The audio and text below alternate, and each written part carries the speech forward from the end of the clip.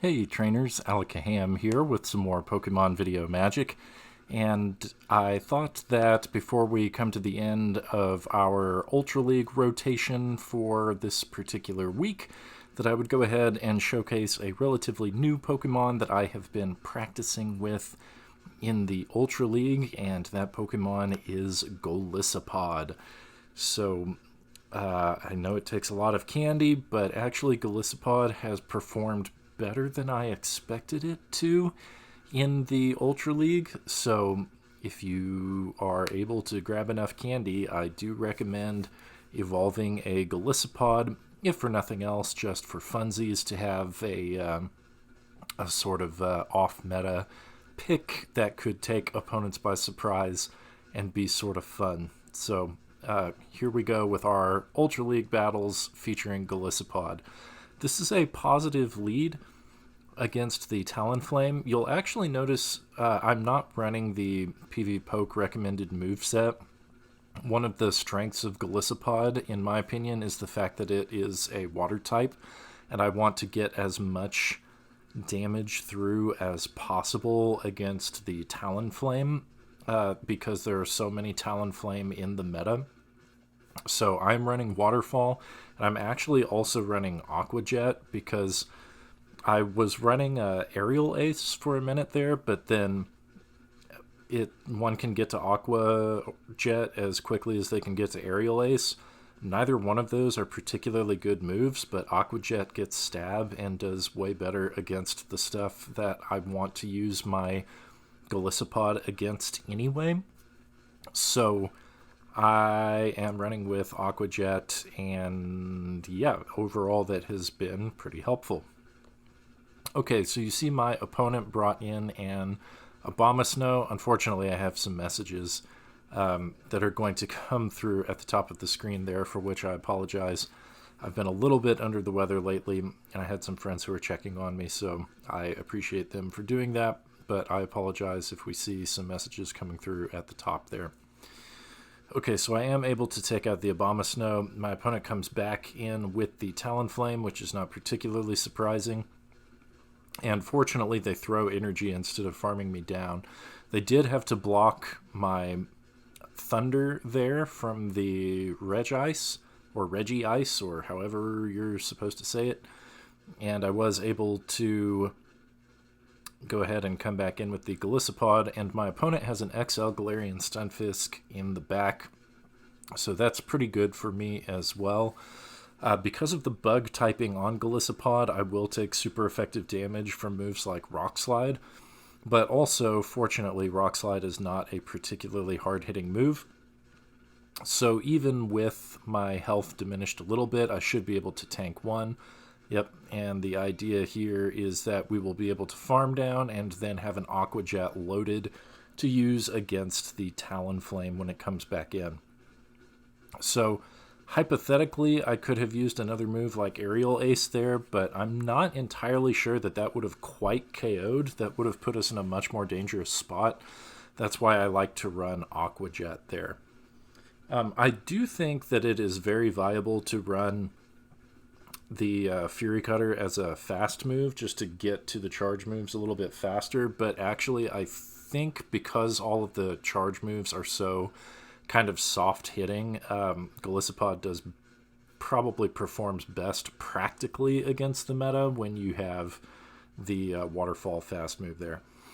So I ended up hitting a very bad lead at the top of this second game against a Giratina. I immediately swapped into my soft counter, which was Giratina as well.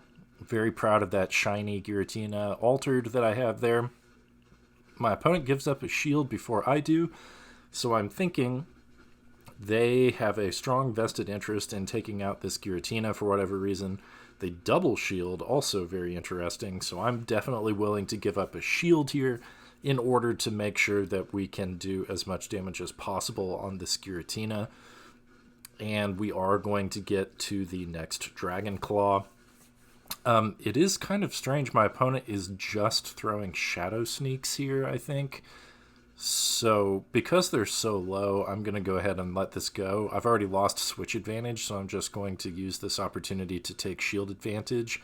So I'm going to come in and try to farm down with Golisopod. I do want to preserve a little health, so I ended up giving up the shield here, but at least that gives me energy advantage. Actually, I probably wouldn't have shielded there, except for the fact that my opponent had used, like, exclusively Shadow Sneak, so I was thinking their second move must be something other than Dragon Claw, like maybe Ancient Power. But as it turns out, maybe that was just a single move Giratina, looks like. Okay, so my opponent does a nice job getting a catch on their Swampert, and I am able to bring in the Regice.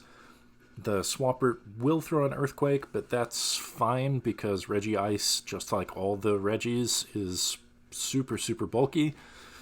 So I will be able to survive at least one Earthquake, and I think my opponent got impatient here and threw a Hydro Cannon. Yeah, they were afraid I was going to farm them down. Maybe I would have, I don't know, but I did get to the farm down there, and my opponent brings back in their Roserade, so Regice is going to come in clutch, throwing that Blizzard for super effective damage, and that is going to do it for game number 2. Even though this is kind of a Golisopod showcase, I think this video is also going to demonstrate how great Regice is as a safe swap, especially, of course, if you get it on a team where you can go ahead and take out the potential dangers to it up front. Okay, so we've got Golisopod into a Walrein here. This is going to be, I think, just barely a losing matchup for us because Earthquake is going to be resisted, Icicle Spear is going to be resisted. Golisopod has some decent bulk. It's not quite as bulky as Walrein, but they are going to charge faster so they can spam out moves a little bit more quickly. But the thing is, at least one of my Pokemon in the back wants nothing to do with Walrein, so I don't want to risk getting my Giratina aligned to the Walrein. I would rather just stay in this matchup. Actually, Regice, of course, would be the best response to it, but Regice is also going to struggle against those Earthquakes. So yeah, I figured I would just go ahead and let the Golisopod go down, and then I can come in here with the Regice and go for a hard farm with these lock-ons. And I figured that they were going to get to an Earthquake before I could farm down, so I went ahead and threw the Thunder. They decided to shield, so I thought that was fine. I'm going to go ahead and shield here because they were obviously trying to get to an Earthquake, because I threw like one fast move before they got to that Earthquake. My opponent responds by bringing in a Cresselia, which is not super great for me because I need the Regice to finish off that Walrein, and Giratina can do okay against a Cresselia, but also it's not going to be super happy about taking those Moonblasts. So I tanked the first one just to try and preserve, or just to try and save that shield for as long as I can, but my opponent gets to another one. Fortunately, Giratina Altered charges like super, super fast, and this is one of the reasons why I like to run Shadow Claw instead of like Dragon Breath, right? Is because I get super effective damage against some of those Pokemon that would be otherwise very difficult to take down, like Cresselia. I did get my opponent to give up their shield there. I think they were one fast move away again from being able to reach the Earthquake, and they really, really wanted to be able to get some damage off onto the Regice, because a second Earthquake from Swampert would have KO'd here, and then Swampert can actually do pretty okay against Giratina in the Zero Shield, but my opponent is not going to reach two moves before Regice can get to that next Blizzard. So we get a little bit of pause there. I suspect that my opponent just kind of quit when they saw that I was going to reach the Blizzard there. So we are able to take game number 3. That was probably the toughest one in the set so far, but it was a lot of fun. Good job to my opponent. They made it really difficult for me in the way that they were managing their energy and their shields and using their switch timer there. All right, game number 4. We've got Golisopod into the Talonflame again. This is generally a favorable matchup. I can usually win it if I'm willing to give up one shield. I have to throw the... Yeah, I have to throw the bug move, whatever it is there, in order to try and get a shield from the Talonflame. But my opponent brings in a Kingdra. Now, one of those things about the Talonflame matchup, if I would have gone ahead and gone for the Aqua Jet, then I could have KO'd or close to KO'd. But my opponent knew that I needed more energy to get to the Aqua Jet, or they thought that I wouldn't be running the Aqua Jet, and they called my bluff. So whereas in the first game, I was able to actually get a shield by throwing the move early, my opponent this time was not having it. In fact, my opponent keeps calling my bluff in ways that are really, really challenging for me because I built all the way up to the Blizzard, which would have very nearly one-shot the Kingdra, and then I tried to bait with Thunder, and again, my opponent called it. Fortunately, I was able to get to another Thunder before they took me out, and I was able to save a shield here, so taking shield advantage worked all right for me. I decided that I didn't want... They had a lot of energy, and I decided that I didn't want to risk them getting to another move. So my opponent brings in a Druddigon, which again is a challenging place for me. Talonflame Double Dragon is quite a team. That's really tough. And they were kind of ahead on energy there. My only saving graces here are that Giratina is a little bit bulkier than Druddigon. This is a shiny Druddigon too, which is pretty cool. And also that with Shadow Claw, I'm charging just a little bit faster than my opponent is with Dragon Tail. So he should be able to take them out here, and let's see what my opponent decides to do. They come in with the Talonflame, and... Okay, we reach the move at the same time, and unfortunately my opponent wins there, and they can just use a Flame Charge to take me out, and I was just going to have to pray that we could actually Waterfall down instead of having to use the move, because I knew that Kingdra definitely had some energy stored. They were probably pretty close to that Octazooka. I don't know if that would have taken me out or not, but I certainly didn't want to risk it. So I was glad that my opponent decided to go ahead and throw their energy with the Talonflame so that I could come in and farm down with Golisopod. And Golisopod actually won the game for me that time, so that's very cool. Very cool. I do think this is a pretty fun new Pokemon. That bug water typing is pretty interesting and something that's gives it a sort of unique flavor in the open Ultra League right now.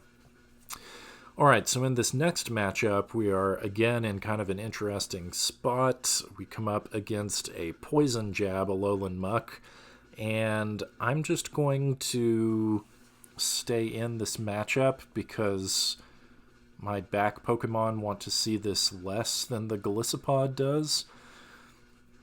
And I went ahead and let the first move through because I knew that an Acid Spray was not going to do that much damage the first time. But once you get to the second or third, those Acid Sprays really start to add up. So I was really just going for shield advantage there. Not only did I get shield advantage, but we end up being up 2 shields to none, which is really, really nice. And I know that that's not enough for a Dark Pulse. Even if it were, I would be able to survive no problem. And my opponent switches into a Lucario. They do have quite a bit of energy stored up here, so I suspect that's going to be the Shadow Ball. Yeah.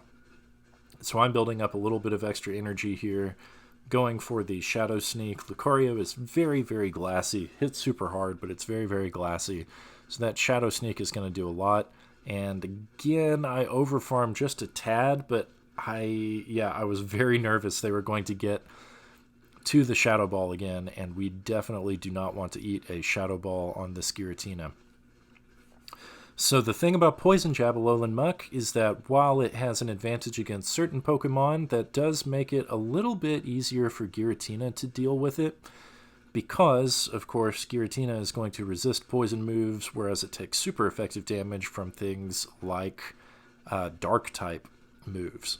So I was able to pull off that final win, and Golisopod actually did pretty well for me. I was very happy with the performance of Golisopod in the Ultra League.